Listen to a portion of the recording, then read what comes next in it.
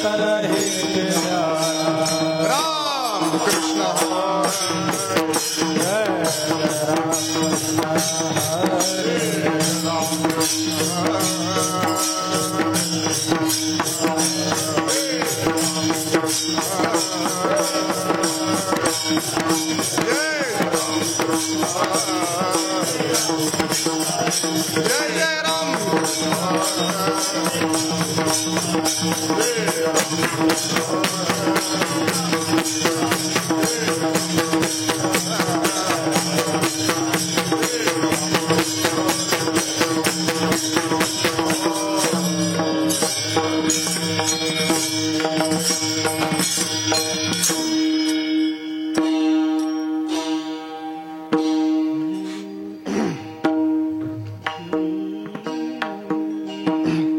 अमृताची फळे अमृताची वेले अमृताची फळे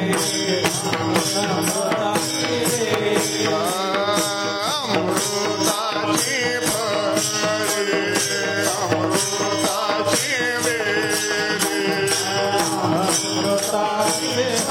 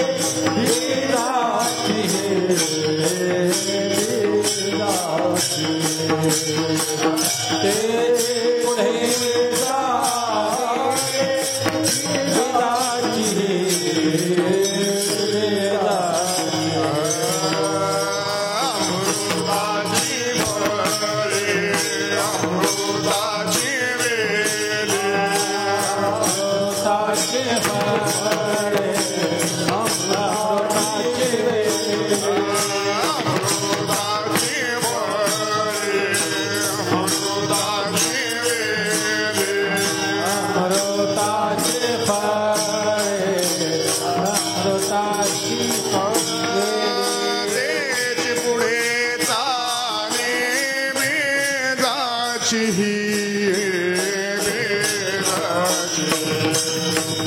तेची पुढे चाली तेची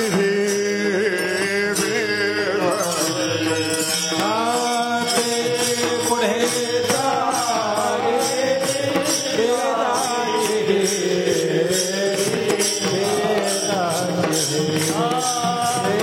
पुढे चाली बेजाची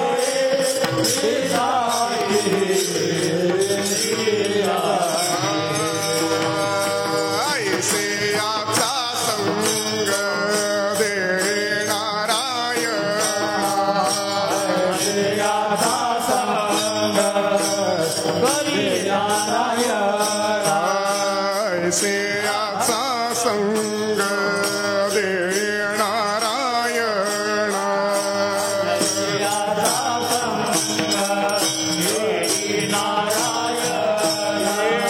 बोलावा वचना जयाची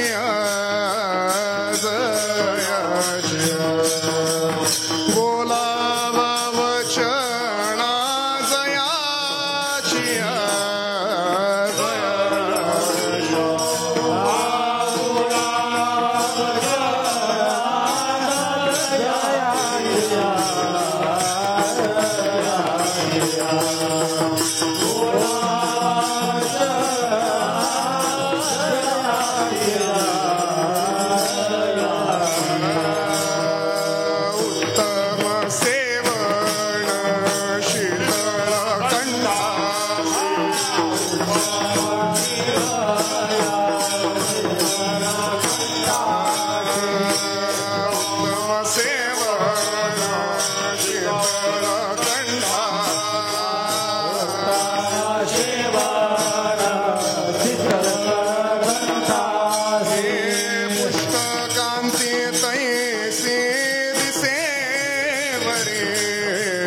दिसे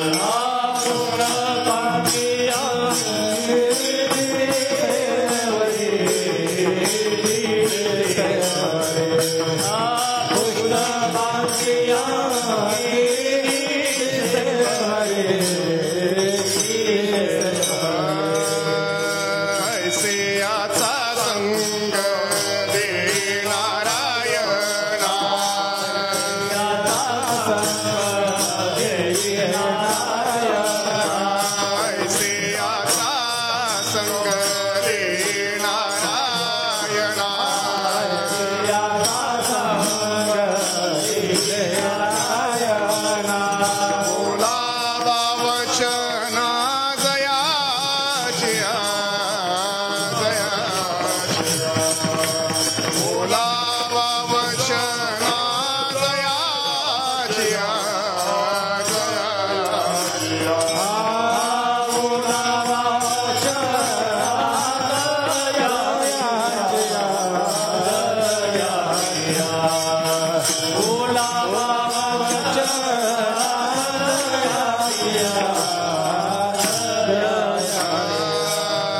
तुका म्हणे तैसे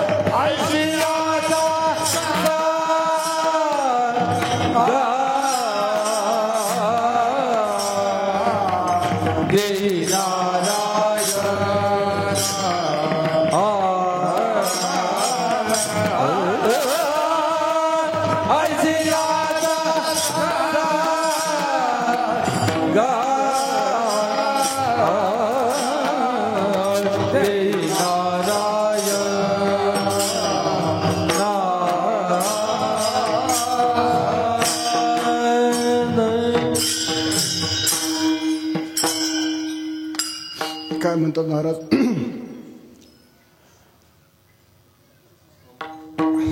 अमृताची फळे अमृताची वेली, तेची पुढे चाले बीजाची ऐसियाचा संग दे नारायणा बोलावा वचना जयाचिया उत्तम सेवन शीतळ कंठासी पुष्ठकांती तैसे दिसेवरे ऐसियाचा संग दे नारायणा बोलावा वचना जयाचिया तुका म्हणे तैसे होईजेत संगे वास लागो अंगे चंदनाच्या ऐसियाचा संग दे नारायणा बोलावा वचना जयाचिया विठोबा राखो माय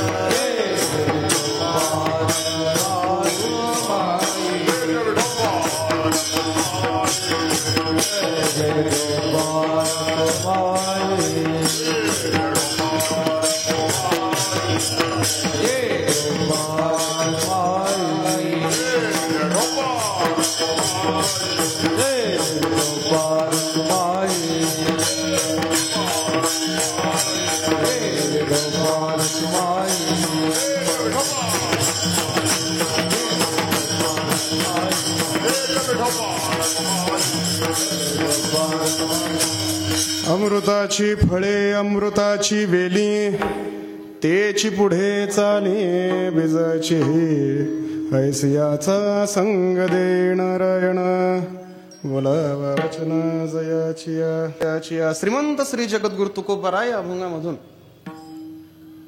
भगवंताकडे एका विशिष्ट संघाची मागणी करतात की देवा तू आम्हाला अशांचा संग दे की ज्यांच्या वचनामध्ये ओलावा असेल, ज्यांच्या अंतःकरणामध्ये आमच्या कल्याणाबद्दल काहीतरी तळमळ असेल, असे जे कोणी असतील त्यांची संगत तू आम्हाला दे. एक भगवंताकडे मागणी तुकोबारायांनी केली. प्रश्न असा आहे की कुठलाही माणूस कुठल्याही गोष्टीची मागणी करतो कधी? ज्यावेळेस त्याच्याजवळ ती गोष्ट नसते आणि त्या गोष्टीचा उपयोग त्याला होणारा असतो, फायदा त्याला होणारा असतो, त्याच वेळेस तो त्या गोष्टीची मागणी करतो. ज्या गोष्टीची गरज नाही त्याचीही तो मागणी करत नाही, आणि जी गोष्ट त्याच्याजवळ आहे त्याचीही तो मागणी करत बसत नाही. ती गोष्ट त्याच्याजवळ नसायला पाहिजे आणि ती गोष्ट त्याच्या उपयोगाची असायला पाहिजे, फायद्याची असायला पाहिजे, त्यातनं काही ना काहीतरी त्याला मिळायला पाहिजे. त्याच वेळेस त्या गोष्टीची मागणी तो कोणाही जवळ करतो. मग महाराज या अभंगामध्ये विशिष्ट संघाची मागणी करतात. संघ असा हवाय कशाबद्दल त्यांना? बरं, महाराजांची अभंग जर आपण पाहिले तर महाराजांनी वेळोवेळा भगवंताकडे संगतीची मागणी केली आहे. पण कोणाच्या संगतीची मागणी केली आहे?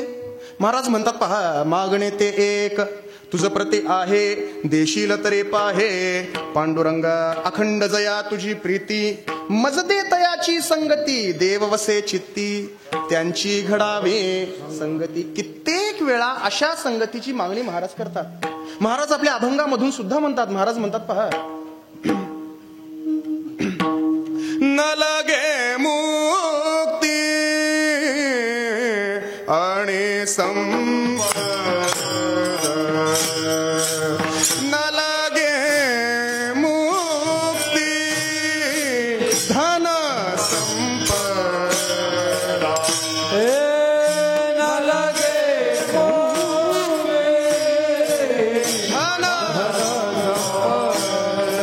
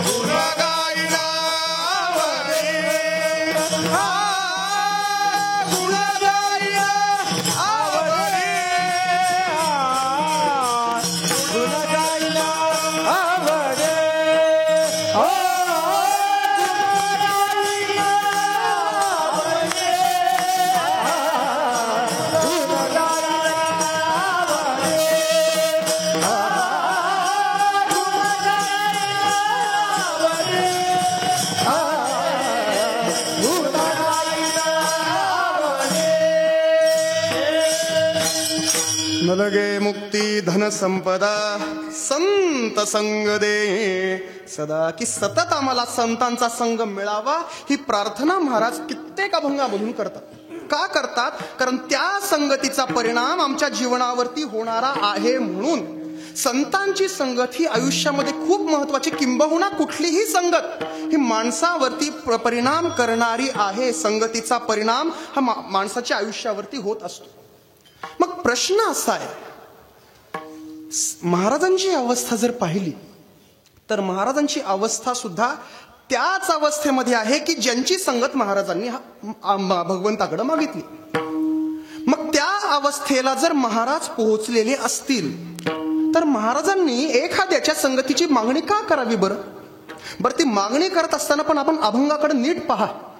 सुरुवातीच्या 2 चरणामध्ये महाराजांनी ज्यांची संगत हवी आहे त्यांचं स्वरूप सांगितलं. दुसऱ्या चरणामध्ये त्या संगतीची मागणी केली. आणि 3ऱ्या आणि 4थ्या चरणामध्ये महाराज त्या संगतीचा परिणाम जीवावरती काय होतो हे सांगतात. 2 उदाहरणं महाराजांनी दिली. काय बरं का, की संतांचा स्वभाव आहे की जोपर्यंत आपण जो विषय लोकांना सांगतोय तो विषय त्यांना कळत नाही तोपर्यंत तो विषय समजून सांगणं, आणि जर विषय समजत नसेल तर त्या विषयाला समजण्यासाठी म्हणून दृष्टांत देणं, उदाहरणं देणं. अगदी साधा विषय मी आपल्या समोर ठेवतो, साधं उदाहरण आपल्या समोर ठेवतो. आपण भगवद्गीतेचं, ज्ञानेश्वरीचं पारायण करता. भगवद्गीतेचा शेवटचा श्लोक काय हो? यत्र योगेश्वर कृष्णो यत्र पार्थो धनुर्धरः तत्र श्रीर्विजयो भूतिर् ध्रुवनीतिर्मतिर्मम. हा भगवद्गीतेचा शेवटचा श्लोक. या श्लोकामध्ये संजय धृतराष्ट्राला काय सांगतो की ज्यावेळेस धृतराष्ट्राने संजयाला विचारलं की संजया, मला असं वाटतंय की दुर्योधनाचं सैन्य पाहिल्यानंतर या युद्धामध्ये विजय हा दुर्योधनाचाच होणार, पण तू मला सांग की या दोघांच्या युद्धामध्ये कोणाचा विजय होणार? माझा पुत्र दुर्योधनाचा होणार का पांडूच्या पुत्रांचा विजय होणार? संजया, तू मला सांग कोणाचा विजय युद्धामध्ये होणार? संजय म्हणाला की मला ते काय माहित नाही म्हणे. युद्धामध्ये विजय कोणाचा होणार मला काही माहित नाही, पण मला तुम्ही विचारलं म्हणून तुम्हाला सांगतो की ज्या ठिकाणी योगेश्वर कृष्ण आणि धनुर्धारी पार्थ असतील त्या ठिकाणी श्री विजय भूती नीती या गोष्टी राहणार. ज्या ठिकाणी योगेश्वर कृष्ण आणि धनुर्धारी पार्थ. काय बरं का, की कुठलंही कार्य जर पूर्ण व्हायचं असेल तर त्या कार्याच्या पूर्ततेसाठी 2 गोष्टी असाव्या लागतात. एक म्हणजे प्रारब्ध असावं लागतं आणि दुसरं म्हणजे कर्म असावं लागतं.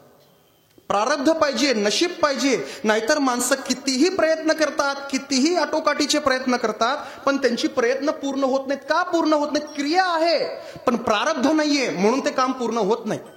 आणि नुसतं प्रारब्ध असूनही उपयोग नाही ना, क्रिया पण असायला पाहिजे ना. दे रे हरी परंगावरी कसं होईल बरं? नाही होणार. कार्य पूर्ण होण्यासाठी प्रारब्ध सुद्धा पाहिजे आणि क्रिया सुद्धा पाहिजे. या 2 गोष्टी असतील तरच ते काम पूर्ण होणार. बाबा, ज्या ठिकाणी योगेश्वर कृष्ण म्हणजे ज्या ठिकाणी योग म्हणजे प्रारब्ध आहे आणि कर्म म्हणजे कर्म करणारा अर्जुन आहे, कर्म करणारे कर्म ज्या ठिकाणी आहे त्या ठिकाणी श्री विजय भूती नीती या गोष्टी म्हणतात. काम पूर्ण होण्यासाठी, विजयासाठी या 2 गोष्टी पाहिजेत. साधा सोपा सिद्धांत आहे, पण हा सिद्धांत पटवून देण्यासाठी ज्ञानोबराय किती दृष्टांत देतात आपण पहा. चंद्र तेथे चंद्रिका, शंभू तेथ अंबिका, संत तेथे विवेका, असने की जे रावो तेथे कटक, सौजन्य तेथे सोयरेक, वन्नी तेथे दाहक, सामर्थ्य की दया तेथे धर्मो, धर्म तेथ सुखागमो, सुखे पुरुषोत्तमो, असे जैसा वसंत तेथे वणे, वणे तेथ सुमणे, सुमणे पालिंगणे, शारंगाचे गुरु तेथे ज्ञान, ज्ञानी आत्मदर्शन, दर्शनी समाधान, असे जैसा भाग्य तेथे विलासू, सुख तेथ उल्हासू. एका ओवीमध्ये ज्ञानोबा राय एक सिद्धांत पटवून देण्यासाठी, एक सिद्धांत समजून सांगण्यासाठी 3 पेक्षा जास्त उदाहरणं देतात. कारण का? लोकांना कळावं म्हणून. की ज्याप्रमाणे बाबा गुरु तेथे ज्ञान, ज्ञानी आत्मदर्शन आणि दर्शनी समाधान. ज्या ठिकाणी भाग्य तेथेच उल्हास, ज्या ठिकाणी चंद्र तेथेच चंद्रिका, जिथे शंकर तिथे अंबिका आणि जिथे संत तिथं विवेक हा असणारच. एकमेकांना सोडून हे ज्याप्रमाणे राहू शकत नाहीत, त्याप्रमाणे कर्म आणि योग ज्या ठिकाणी, प्रारब्ध आणि कर्म ज्या ठिकाणी आहे त्या ठिकाणी श्री विजय भूती नीती या गोष्टी नांदणार राहणार. एक सिद्धांत पटवून देण्यासाठी ज्याप्रमाणे ज्ञानोबा एकापेक्षा जास्त उदाहरण देतात. का देतात? बाबा तुम्हाला पहिलं उदाहरण लक्षात नाही आलं ना, दुसरं घ्या. दुसरं नाही आलं ना, तिसरं घ्या. तिसरं नाही आलं, चौथं घ्या, पाचवं घ्या, सहावं घ्या. पण जोपर्यंत तुम्हाला कळणार नाही तोपर्यंत आम्ही तुम्हाला दृष्टांत देत राहू, तुम्हाला उदाहरण देत राहू, तुम्हाला समजावून सांगत राहू, कारण तो विषय तुम्हाला कळला पाहिजे म्हणून. ज्याप्रमाणे ज्ञानोबा एकापेक्षा जास्त उदाहरणं देतात, त्याप्रमाणे महाराजही या अभंगामध्ये एकापेक्षा जास्त उदाहरणं देतात. तिसऱ्या चरणामध्ये अन्न सेवनाचं उदाहरण महाराज देतात आणि चौथ्या चरणामध्ये महाराजांनी संगतीचा परिणाम काय होतो, चंदनाच्या संपर्कामध्ये गेल्यावर त्याचा परिणाम आपल्यावर काय होतो म्हणून पुन्हा एकदा चौथ्या चरणामध्ये महाराज उदाहरण देतात. जोपर्यंत कळत नाही तोपर्यंत उदाहरण देणं हा संतांचा. संगत इतकी महत्वाची आहे. बरं, त्या संगतीची गरज महाराजांना नाहीये बरं का. महाराजांना काय गरज आहे कोणाच्या संगतीची? काही गरज नाहीये. एखाद्याच्या संगतीमध्ये गेल्यावर महाराजांवरती कुठला परिणाम होणार आहे? काहीच परिणाम होणार नाही. संगतीमुळे चांगलं जर होणार असेल, महाराजांचं चांगलं झालेलंच आहे, काही करण्याची गरज त्यांना नाहीये. आणि वाईट तर त्यांचं होणारच नाही. संगतीचा जो परिणाम होत असतो जीवावरती, तो संगतीचा कुठलाच परिणाम महाराजांवरती होणार नाहीये ना. मग संगतीची मागणी करायची कशासाठी? का करायची संगतीची मागणी? महाराजांनी का करावी? अहो मला एक गोष्ट सांगा. आषाढी वारीला आपण आळंदीला जातो. आळंदी पंढरपूर आपण वारी करतो. किती दिवसाची वारी असते बरं ती? 20-22 दिवसाची वारी असते. तर 20-22 दिवसामध्ये कुठली व्यवस्था तिथं आपल्याला मिळतो? राहण्याची व्यवस्था असते, बसण्याची व्यवस्था असते, झोपण्याची व्यवस्था असते. कुठली व्यवस्था असते? कुठलीच व्यवस्था नसते. माऊलीचा तंबू लागला की त्याच्यानंतर बाकीच्यांचे तंबू लागतात. माऊली निघते किती वाजता? सकाळी 6 वाजता माऊली निघते सकाळी. आणि तंबू काढायला सुरुवात किती वाजता होते? 2 वाजता. 2 वाजल्यापासून 4 वाजेपर्यंत लोकांनी काय करायचं? तसंच बसायचं ना. कुठली व्यवस्था तिथं होते का? कुठलीही व्यवस्था होत नाही. पावसाळ्याचे दिवस असतात. आपण त्या मुक्कामाच्या ठिकाणी पोहोचण्याच्या अगोदर पाऊस झालेला असेल, चिखल झालेला असेल, तर त्या चिखलामध्ये माणसांना बसावं लागतं, जेवावं लागतं, झोपावं लागतं. घरी एअर कंडिशन रूम मध्ये झोपणारी माणसं पण वारीमध्ये त्या चिखलामध्ये झोपतात ना. का झोपतात? बरं, वारी केली म्हणून काय सरकारचं अनुदान येतं का आपल्या खात्यावरती? 2-4 लाख रुपये येतं का? नाही ना येत. मग वारीला जातात कशासाठी माणसं? बरं, असं पण नाही बाबा 10-12 माणसं गेले, 100-200, अहो लाखांनी माणसं जातात. हो लाखांनी. कधी 1.5 लाख, कधी 2 लाख, कधी 4 लाख, कधी 5 लाख माणसं असतात. काय म्हणून तिथं जातात? कुठली व्यवस्था आहे का हे पाहून जातात का? कुठलीही व्यवस्था नसताना माणसं तिथं जातात. याचं कारण एवढंच आहे की माऊलींचा संघ मिळतो म्हणून, तुकोबारायांचा संघ मिळतो याच्यासाठी माणसं जातात. मग त्यांच्या संगतीसाठी देवाजवळ प्रार्थना आपण करायची का महाराजांनी एखाद्याच्या संगतीची मागणी करायची? मला सांगा. आपण महाराजांच्या संगतीची मागणी करायची, पण अभंगामध्ये उलट दिसते. महाराज संगतीची मागणी करतात. गरज काय? कारण एवढंच आहे, नाव असते नाव. दिवस रात्र ती पाण्यामध्ये उभा असते. काय गरज आहे तिथं उभा राहण्याची तिला? काही नाही. ज्या लोकांना नदी पार करता येत नाही, ज्यांना पोहता येत नाही, अशा लोकांना नदी पार करण्यासाठी म्हणून ती नाव तिथं उभा असते. तुका म्हणे नाव जनासाठी उदकी ठव, की ती नाव ज्याप्रमाणे पाण्यामध्ये लोकांना प्रवास करून नेण्यासाठी उभा असते. एका काठावरच्या माणसाला दुसऱ्या काठावरती पोहोचवण्यासाठी म्हणून नाव ज्याप्रमाणे उभा असते, त्याप्रमाणे संत हे अवतरित होतात आणि आपल्याला हा भवसागर तारून ते नेतात. तैसे संत जगी क्रिया करुणिता वित्यांगी. त्याप्रमाणे संत असतात. त्यांना कोणाच्याही संगतीची गरज नाही, पण आपल्याला संगत चांगली लाभावी म्हणून भगवंताकडे ते प्रार्थना करतात. का प्रार्थना करतात? एवढा संगतीचा परिणाम आपल्यावरती काय होणार असतो बरं? तर महाराज म्हणतात संगतीवरतीच आपलं सगळं निर्भर आहे.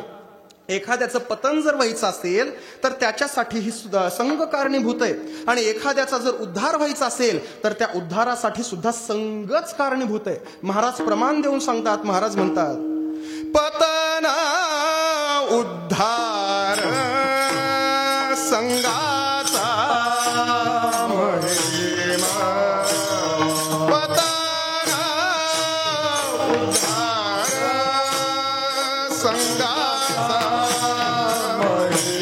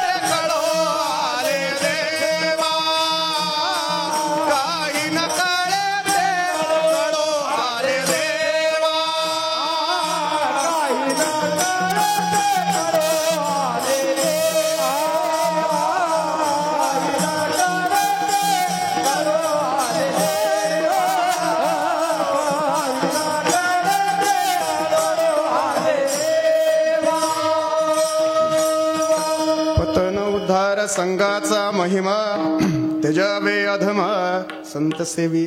माणसाचं पतन संगतीमुळेच होतं आणि उद्धार संगतीमुळे होतो. प्रगती संगतीमुळे होते आणि अधोगती सुद्धा संगतीमुळेच होते. शाळेमध्ये जाणारा मुलगा, त्या मुलाने जर अभ्यास करणाऱ्या मुलांची संगत केली तर काय होईल? त्यांच्या बरोबर राहून तो अभ्यास करू लागेल अभ्यास करतो म्हणून चांगले गुण प्राप्त होतील, चांगले गुण मिळाले म्हणून चांगल्या महाविद्यालयामध्ये शिकू लागेल, आणि चांगल्या महाविद्यालयामध्ये शिकतो म्हणून चांगल्या ठिकाणी नोकरीला तो लागेल, चांगल्या हुशार मुलांची संगती केली तर.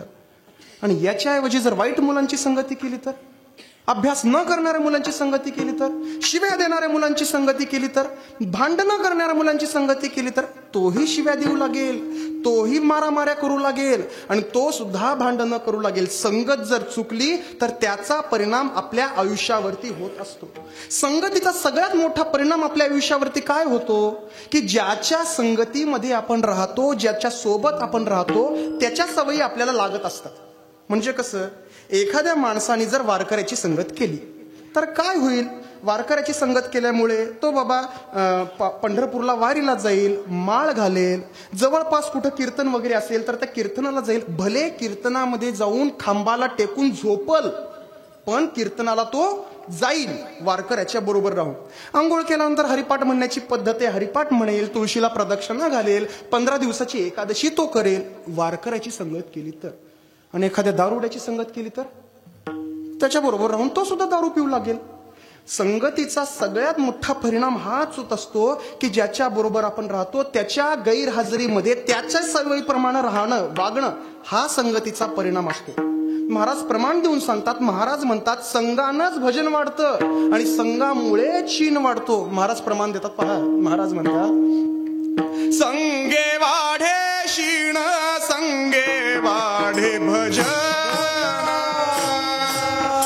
संगे वाढे शीण संगे वाढे भजन, संगे वाढे शीण संगे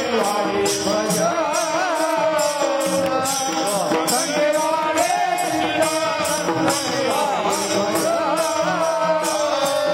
संगे वाढे शीण संगे वाढे भजन, संगे वाढे शीण संगे वाढे भजन, संगे वाढे शीण संगे वाढे भजन, संगे वाढे शीण संगे वाढे भजन, संगे वाढे शीण संगे वाढे भजन. त्रिविध हे जना बहुदेवा, त्रिविध हे जना बहुदेवा, त्रिविध हे जना बहुदेवा, त्रिविध हे जना बहुदेवा, संगे वाढे शीण संगे वाढे भजन,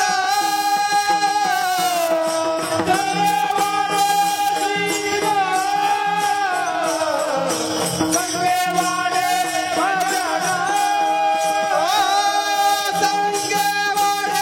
शीण संगे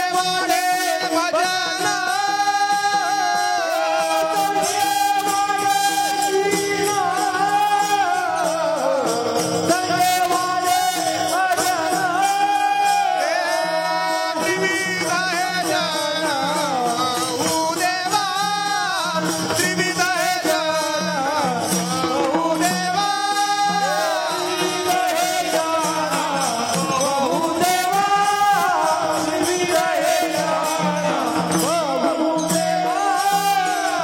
संगे वाढे शीण संगे वाढे भजन, संगे वाढे भजन, त्रिविध हे जन बहुदेवा. संगतीमुळेच वाढतं आणि इतर व्यापही संगतीमुळे वाढतात. संघ माणसाच्या आयुष्यामध्ये खूप परिणाम करणारा आहे.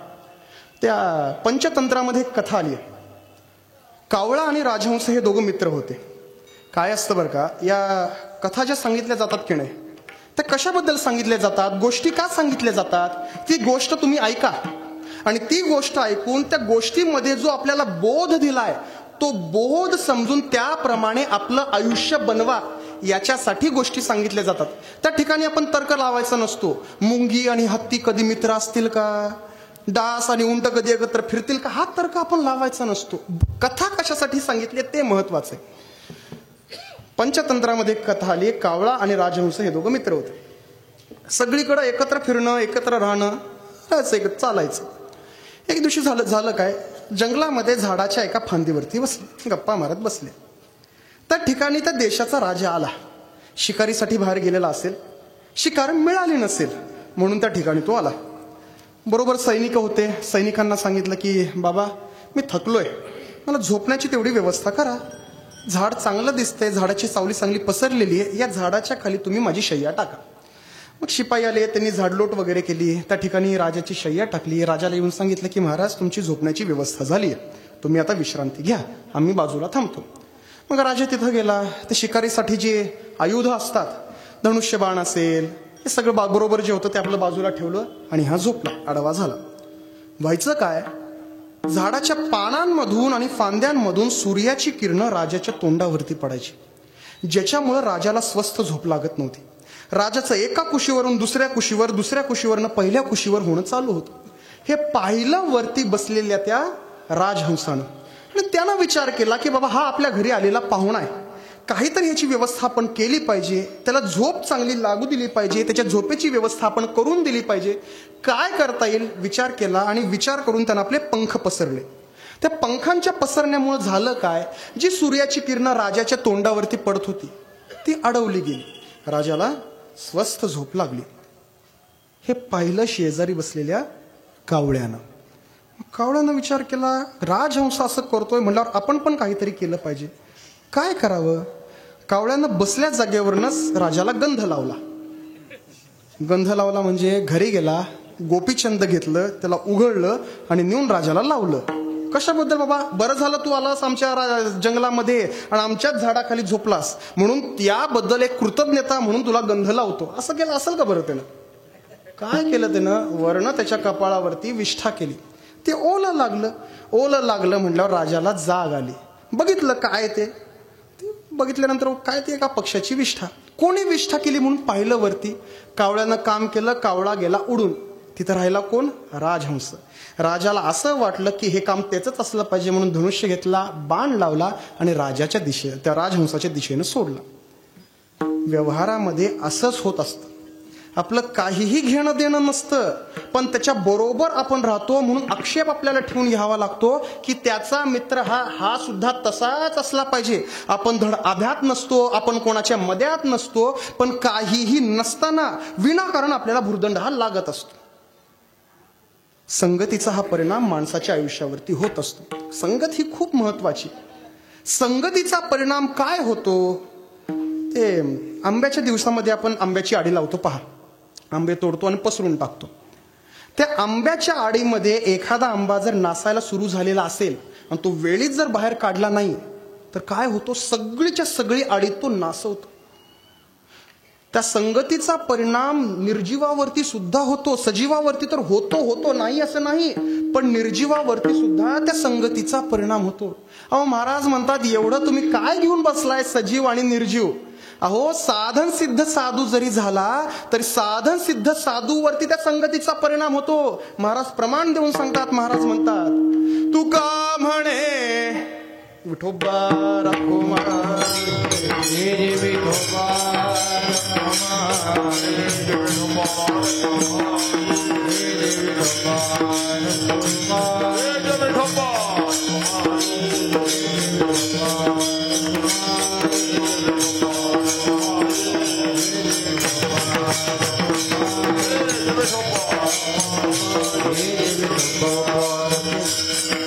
तुका म्हणे जरी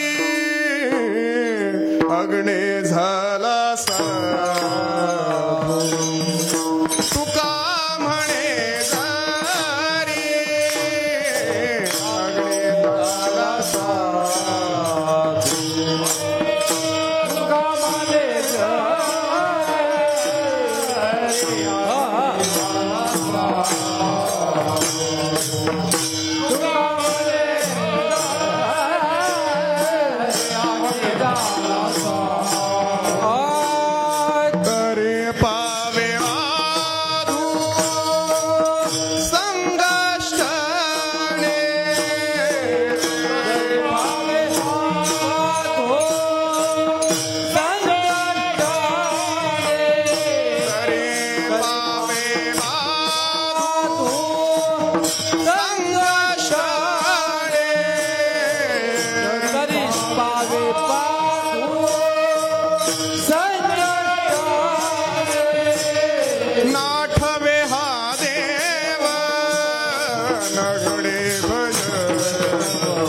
नाठवे हा देव नगडे भज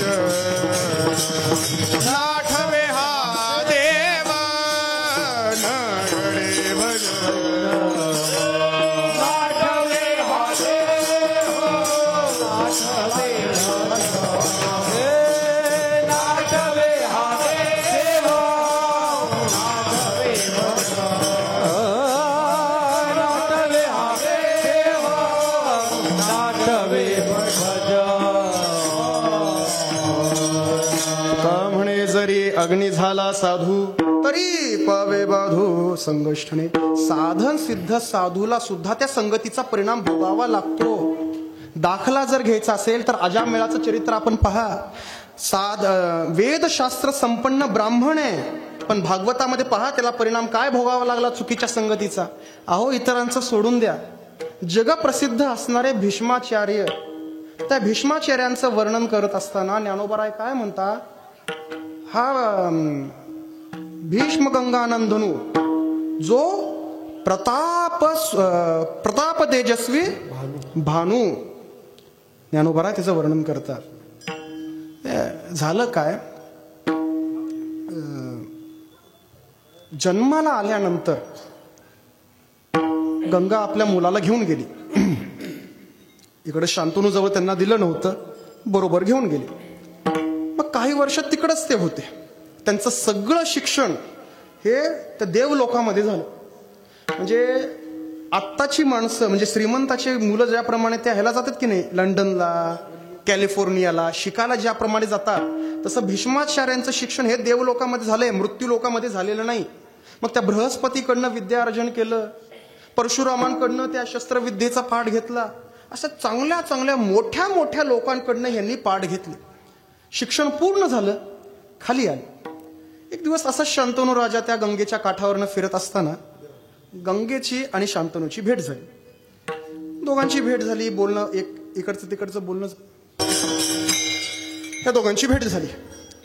मग भेट झाल्यानंतर विचारलं, अगं तू जन्माला आल्यानंतर त्या मुलाला घेऊन गेलेस, किती वर्ष झाली, त्या मुलाचं साधं तोंड बघितलेलं नाही मी, तो मुलगा कसा आहे काय ते पाहू दे आम्हाला, दाखवते म्हणे, चला म्हणे बरोबर. हे दोघं मिळून आले. समोर मुलगा होता. त्यावेळेस भीष्म अजून नाव त्यांना मिळालेलं नव्हतं, देवव्रत त्यांचं नाव.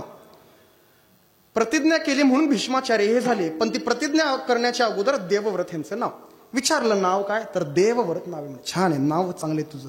कुठं शिक्षण झालं सांगितलं, आपल्या गुरूंचं नाव वगैरे सांगितलं, बृहस्पतींचं नाव सांगितलं, परशुरामांचं नाव सांगितलं. एवढ्या मोठ्या मोठ्या माणसांकडनं शिकला. सांग काय शिकवलं बाबा तुला, काय शिकवलं आम्हाला दाखव जरा, काय शिकलास तू एवढ्या मोठ्या लोकांकडं, दाखव का म्हणे. दाखवा म्हणे. आई वडिलांच्या पाया पडले, धनुष्य काढला, त्याला बाण लावला आणि एक बाण फक्त सोडला आणि एक बाण सोडून सगळ्या गंगा नदीचा प्रवाह त्यांनी एका बाणामध्ये अडवला. एकच बाण सोडला. मग त्या एका बाणाचे कित्येक हजारो बाण झाले, पण एका बाणामध्ये गंगा नदीचा प्रवाह त्यांनी अडवला. अहो आत्ता आपण बांधलेली धरणं त्याला चिरा पडतात आणि फुटतात, पण एक थेंब पाणी त्या बंधाऱ्यामधनं बाहेर आलं नाही. इतके तेजस्वी, इतके प्रतापी असणारे भीष्माचारी, त्यांच्या आयुष्यामध्ये काय. अहो मला एक गोष्ट सांगा, पापमुक्त होण्यासाठी आपण काय करतो, काशीला जातो. काशीला जाऊन काय करतो, गंगेचे स्नान करतो. गंगेचे स्नान केली की आपल्याला काय वाटतं, आपण पापमुक्त झालो.